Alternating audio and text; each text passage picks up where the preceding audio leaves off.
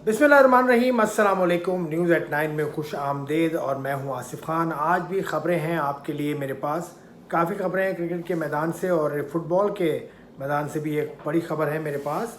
तो क्रिकेट से शुरू करते हैं। सबसे पहले तो पाकिस्तान के सुपरस्टार, दुनिया के माने हुए बैट्समैन बाबर आजम का आज सालगिरह का दिन है। वो आज के दिन पैदा हुए थे, यानी 15 अक्टूबर 1994 में लाहौर में पैदा हुए थे। तो इस हिसाब से वो 28 बरस के हो चुके हैं। अल्लाह उन्हें और ज़िंदगी दे सेहत के साथ और मज़ीद कामयाबियाँ हासिल करें और दुनिया के सबसे बड़े बैट्समैन वो बने। जब वो रिटायर हों तो उनका नाम सुनहरी रूप में क्रिकेट में लिखा जाए। तो ये थे बाबर आजम। अब हम बात कर लेते हैं क्रिकेट का जो कल मुकाबला हुआ, सबसे बड़ा मुकाबला, सबसे बड़े स्टेडियम में। उसमें मुकाबला तो हुआ, उसका नतीजा जो भी रहा वो आपके सामने है। पाकिस्तान को शिकस्त हो गई, लेकिन जो अहमदाबाद की आवाम ने किया, अहमदाबाद की जो पब्लिक जो ग्राउंड में आई हुई थी, उससे जो रवैया रखा वो इतना ज़्यादा मुनासिब नहीं था। सही है, शोर करते हैं, अपनी टीम को सपोर्ट करते हैं, बहुत अच्छी बात है, लेकिन दूसरी टीम के साथ आप रवैया ज़रा मुनासिब रखें। गेम्समैनशिप का मुजाहरा बहरहाल करना चाहिए था। जब बाबर टॉस कर रहे थे तो उस वक्त भी उन पर हूटिंग हुई और वो एक लम्हे को चुप हो गए थे, घबरा गए थे। तो ये मामला नहीं होना चाहिए। फिर उसके बाद जो नारे लगे स्टेडियम में, वो अच्छी बात नहीं है। चलें, मजहबी आपके जज्बात हैं, हम उसका एहतराम करते हैं, लेकिन मजहबी नारे लगे, जय श्री राम के नारे लगे, ठीक है। रिजवान जब आउट होकर जाने लगे तो उन पर हूटिंग की गई, जय श्री राम जय श्री राम। ये मुनासिब बात नहीं है। ठीक है, आपका मज़हब है, आपके मज़हब का दिल से एहतराम है और हम करते हैं, लेकिन ये बात ठीक नहीं है। नारेबाजी क्या हुई, वो चंद सेकंड का एक क्लिप है, सोशल मीडिया पर आया है, मैंने वो आपके लिए कॉपी किया है, वो सुनिए पहले।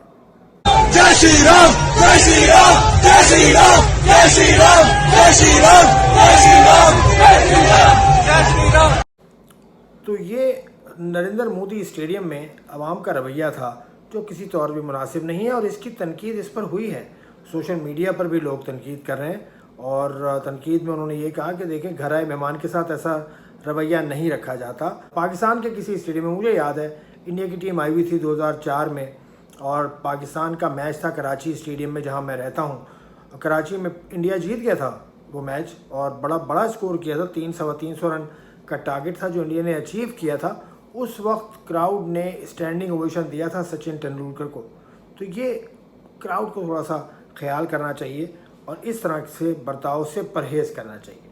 ये सूरत हाल है। उसके अलावा बात कर लेते हैं कि पाकिस्तान के जो शाहीन शाह अफरीदी हैं, बड़े बॉलर हैं शाहीन शाह अफरीदी, लेकिन वो तनकीद की जद में आए और उनको तनकीद किसी और ने नहीं की, बल्कि रवि शास्त्री उन पर तनकीद करते नज़र आए। क्योंकि रवि शास्त्री वसीम अकरम के साथ खेले हैं, वसीम अकरम के साथ उन्होंने कमेंट्री भी बहुत की है और उन्होंने मीडिया रिलेटेड काम भी बहुत किए हैं। तो उन्होंने कहा कि भाई वसीम अकरम की ये करीब भी नहीं है, नया गेंद अच्छा करते हैं लेकिन दरमियानी ओवर्स में आके स्लिप हो जाते हैं। तो शाहीन शाह अफरीदी अच्छे बॉलर हैं, but he could not be compared with someone like Wasim अकरम।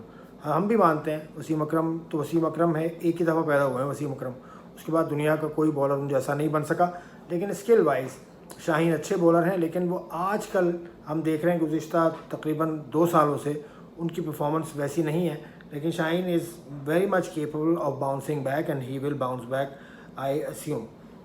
उसके अलावा वसीम अकरम बाबर आजम से कुछ नाराज़ नजर आए। कल मुकाबला हुआ, कल पाकिस्तान को शिकस्त हुई, लेकिन बाबर आजम ने ग्राउंड के अंदर ही विराट कोहली से उनकी शर्ट ले ली और 2 शर्ट्स विराट कोहली ने उनको दे दी। तो वसीम अकरम को ये बात बिल्कुल अच्छी नहीं लगी। उन्होंने कहा भाई ये कोई मौका था करने का, अगर आपके चाचा के पुत्र ने मांगी भी थी शर्ट तो बाद में ले लेते, ड्रेसिंग रूम में जाकर ले लेते। तो वसीम भाई का जो स्टाइल है ना, वो बड़े अवामी अंदाज में चीज़ों को समझा देते हैं जो उन्हें अच्छी नहीं लगती बात। तो वसीम अकरम तो आपका ये कहना है, आपका जो भी कहना हो मुझे बता दें तो उस पर हम बात कर लेंगे। आप कमेंट बॉक्स में बता दीजिएगा मुझे। एक और ख़बर है रिजवान के हवाले से। मोहम्मद रिजवान के ख़िलाफ़ एक केस दायर हो गया है। मोहम्मद रिजवान के ख़िलाफ़ जो केस दायर किया है वो विनीत जंदाल साहब हैं, लॉयर हैं इंडिया के, और ये वही लॉयर हैं जिन्होंने ज़ैनब अब्बास के ख़िलाफ़ भी केस किया है और ज़ैनब अब्बास फिर भारत छोड़ना उनको पड़ा।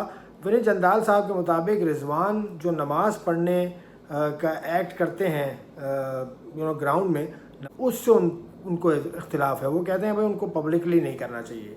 चलें, जंदाल साहब का कहना है अब जिंदाल साहब को कितना सुनती है अदालत और क्या फ़ैसला करती है, लेकिन अब तो खैर सूरत हाल ये है कि इस तरह के केसेस किए जाते हैं या कर दिए जाते हैं, कुछ लोग कर देते हैं तो उनको एंटरटेन अदालतें कर भी लेती हैं, कभी नहीं भी करती हैं। अब ये सूरत हाल है, जो भी इसकी सूरत होगी वो आपके सामने मैं रखूँगा। पाकिस्तान की जो परफॉर्मेंस रही कल वो बहुत ख़राब रही, कोई शुबा नहीं, लेकिन पाकिस्तान की अगर परफॉर्मेंस आप गुज़िश्ता चंद सालों में देखें ना तो पाकिस्तान की बॉलिंग उस मयार की नहीं है, ख़ास तौर से बड़े मुकाबलों में। ख़ास तौर से मुकाबला हो इंडिया के ख़िलाफ़ तो आपको शाहीन शाह अफरीदी की परफॉर्मेंस भी याद है, आपको हारिस रऊफ़ की परफॉर्मेंस भी रिसेंटली याद है, और इन दोनों की कल की परफॉर्मेंस भी आपको याद है। पाकिस्तान के स्पिनर्स तो बिल्कुल कर ही कुछ नहीं रहे ना। Shadab Khan has been off colour, Nawaz भी ऑफ कलर हैं, और एक और स्पिनर हैं हमारे इफ्तिखार, वो भी कभी कभी बॉलिंग करते हैं। तो स्पिन डिपार्टमेंट तो पाकिस्तान का उसमें तो जान है ही नहीं। लेकिन ये फास्ट बॉलर्स जो कि दुनिया के बड़े फास्ट बॉलर जिनको कहा जाता है, उनकी परफॉर्मेंस भी ऐसी नहीं है। तो फास्ट बॉलिंग वो शोबा है जिसकी वजह से पाकिस्तान को नुकसान मुसलसल हो रहा है बड़े मैचेस में। और ओवर दी ईयर्स अगर आप देखें तो इंडिया के ख़िलाफ़ मैचेस में, वर्ल्ड कप में जो है उसमें बॉलिंग ने ही आपको मैचेस में नुकसान पहुंचाया, यानी बॉलिंग की वजह से ही आप मैच हारे हैं। 2003 का वर्ल्ड कप आपको याद होगा, उसके अलावा जो भी वर्ल्ड कप हो उसमें बॉलिंग, 1996 में भी आपको बॉलर्स ने काफ़ी रन्स पड़ गए थे और फिर पाकिस्तान को उसको चेस करना मुश्किल हुआ। उसके बाद भी आ जाइए ना, जब भी आप देखें अभी जो रीसेंट वर्ल्ड कप हुआ था T20 का, उसमें विराट कोहली ने छक्का मारा था, उसको आज भी आपके बॉलर हैं हारिस रऊफ़ वो याद करते हैं और उसको जहन से नहीं निकाल पा रहे हैं। तो पाकिस्तान थोड़ा सा नीचे है बॉलिंग के हिसाब से इंडिया के, और बैटिंग तो इंडिया की है ही ज़बरदस्त, लेकिन बैटिंग का चले हम मुकाबला कर लेते हैं, लेकिन उस बैटिंग को रोकें कैसे? उस बैटिंग को रोकने के लिए आपको बॉलिंग अपनी अच्छी करनी पड़ेगी ना।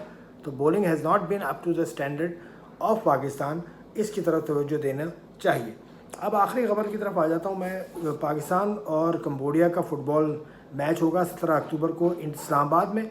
उसके लिए कंबोडिया की टीम पाकिस्तान पहुंच चुकी है। कंबोडिया पाकिस्तान इससे पहले कंबोडिया गया था, क्योंकि ये होम एंड अवे बेसिस पे हो रहे हैं ये इवेंट, जो 2026 में वर्ल्ड कप होगा उसका क्वालिफाइंग राउंड है। तो एक मैच पाकिस्तान खेल चुका है, 0-0 ड्रॉ हुआ था वो मैच।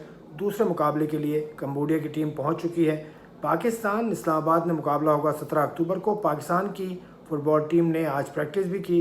इस मुकाबले में बड़ी संजीदा है पाकिस्तान की फ़ुटबॉल टीम, और ये क्यों ना हो, बड़ा मुकाबला है, बड़ा इवेंट है, और इस हवाले से पाकिस्तान की टीम ने आज प्रैक्टिस की और प्रैक्टिस में बड़ी जान मारी पाकिस्तान की टीम ने।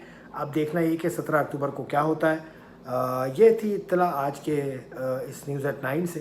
तो मुझे इजाज़त दीजिए, आप सब्सक्राइब कीजिए चैनल को, आप पसंद करते हैं तो। खुदा हाफिज़।